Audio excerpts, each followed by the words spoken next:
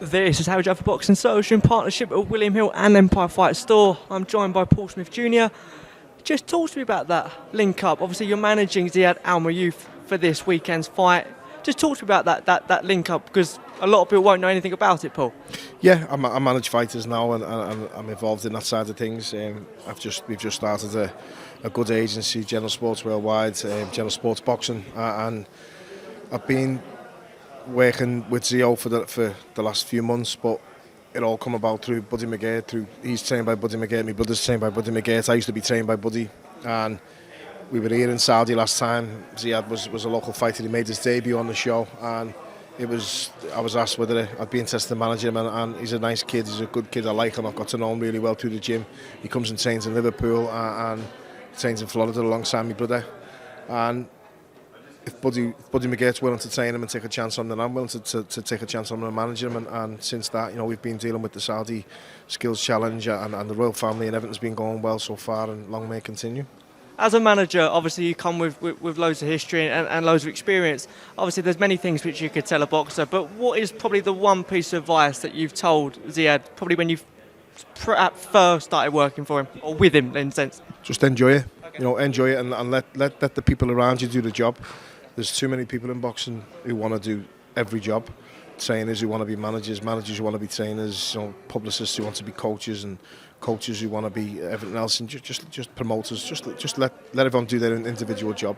He's got a good team around him, and as long as everyone does their job, he will get the best result. It's all about the fighter, and I see it too often and too many times in boxing. People who are making things about them that isn't about them. It's about the fighter. So help the fighter be the best he can be, and that's all I want to do.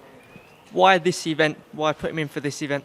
It was all to do with skills challenges, all the royal family and everyone here in Saudi. They want their own fighter on the big events here, and I'm more than happy to be here. I'm enjoying it. It's been great to be back in Saudi. Last couple of times I've been here, and the country's developed and progressed so much in a good way, and I'm happy to be here. In terms of his route, obviously to the big fights and moving forward, obviously gives a bit of an insight in terms of where you want to sort of manoeuvre him after this one. Next time, hopefully, on the Joshua card in London, we just want to get him busy and active. He's been offered a fight in Dubai in the middle of March as well, so we just want to get him busy. As long as he stays injury-free, then there's no reason why he shouldn't be busy and get out active regularly. It's hard with him having a coach like Buddy McGeer, because obviously he trains world champions, he trains current world champions, former world champions, so he's going to be busy as well. But as long as it can work, we can get him busy as he can be. You mentioned how much of a nice guy he is in the gym and stuff, but in terms of his boxing ability, what have you seen in him that made you want to sort of link and work with him? He's perfect for what Buddy McGeer wants in fighters.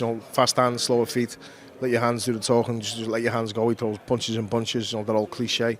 He lets them go, and he's got a really, really good attitude, very dedicated, very disciplined, and as I say, he's got a good team around him to make sure all that comes into play. He's got a nutritionist, dietitian, he's got everything around him that he needs, and he's willing to travel. He gets his ass over to Florida, LA, Liverpool. The kid spends 4 weeks in Liverpool. That's enough for anyone, isn't it?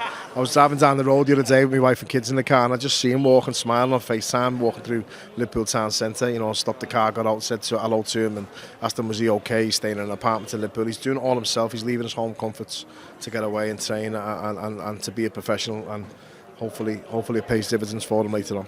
Is this something you've always wanted to do?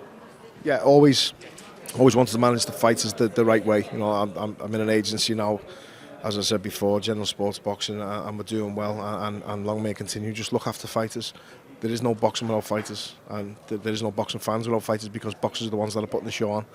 And as long as we can look after the fighters and do it the right way, no manager needs 25% of a fighter's purse. Manage them the right way, do more, take less. Look after the fighter, and the fighter look after you, and that's how it should be. In terms of Aftercare as well, would you be involved in that? Yeah, always. Listen, as I said, I've started a boxing union, a fighters union, and it'll be coming soon. It'll be launched soon, but we're heavy behind the scenes. We're working with all the big major unions in the UK, and once that's all finalised, we'll launch that, and that'll be something big as well to look after boxers properly. Just a couple more for me. This event in itself, Jake Paul, Tommy Fury, it's a massive, massive fight. A lot of people, hopefully all the UK population are on Tommy's side, I must say, but this is, in some regard, a pick and fight. Both are relatively novice. How did you see it? It shouldn't be a pick and fight for me, and I'm not putting pressure on him. Tommy Fury's a nice kid from a fantastic family, a proper fighting family, and I've got respect massively for Big Tyson his dad and all the team, and he should win and should look well doing so, and I think he should win by knockout. Jake Paul's been fighting MMA fellas, with all due respect, you know, I see him calling Carl Froch should beat Jake Paul with one hand even now. Give me 4 weeks, I'll beat him myself with one hand. Any decent average boxer would beat Jake Paul and should do it with relative ease. So Tommy Fury should be doing it as well, and I think he will do it.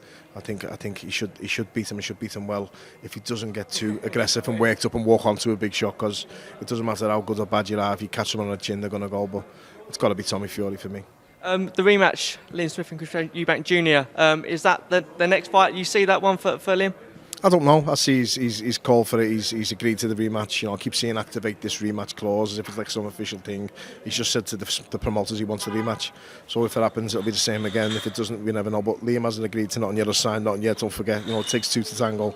It's all right. Eubank's saying he wants it. Liam can do whatever he wants. Liam's in the driving seat now. So if Liam agrees to it, then it'll be happening. Finally, Billy Joe's put his name in the hat. Is that a fight you'd like to see?